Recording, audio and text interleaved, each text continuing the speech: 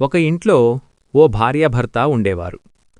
తనకు ఆడపిల్ల పుట్టిందన్న కోపంతో భార్య లక్ష్మిని ఎప్పుడూ కోప్పడుతూ ఉండేవాడు.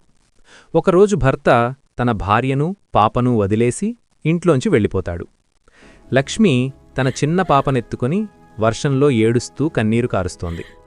తనకు ఏం చెయ్యాలో అర్థం కాలేదు. కాని ఒక్కటే ఆలోచన, తనలా తన పాప ఒంటరిగా అవ్వకూడదు అని.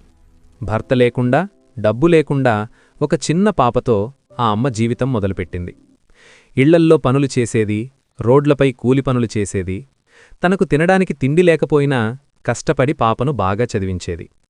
ఆ పాపకు చిన్నప్పట్నుంచి డాక్టర్ కావాలనే కల. అమ్మ బాగా కష్టపడి ఆ పాపను డాక్టర్ చదివించింది. రోజులు గడిచాయి. ఆ చిన్న పాప నేహ ఇప్పుడు పెద్దదయ్యి ఒక మంచి హాస్పిటల్లో డాక్టర్ అయ్యింది. ఒకరోజు లక్ష్మి రోడ్లో నడుచుకుంటూ వెళుతూ ఉంది. ఒకతను గుండెపోటుతో రోడ్డుపై పడి ఉండడం చూసి లక్ష్మి అతని దగ్గరికి వెళుతుంది. అతన్ని చూసి లక్ష్మి ఒక్కసారిగా షాక్ అయ్యింది. అతనెవరో కాదు, తనను తన పాపను వదిలేసి వెళ్లిన తన భర్త. అయినా కూడా మానవత్వంతో హాస్పిటల్లో చేర్పించింది. అతని కూతురే తనకు వైద్యం చేసింది.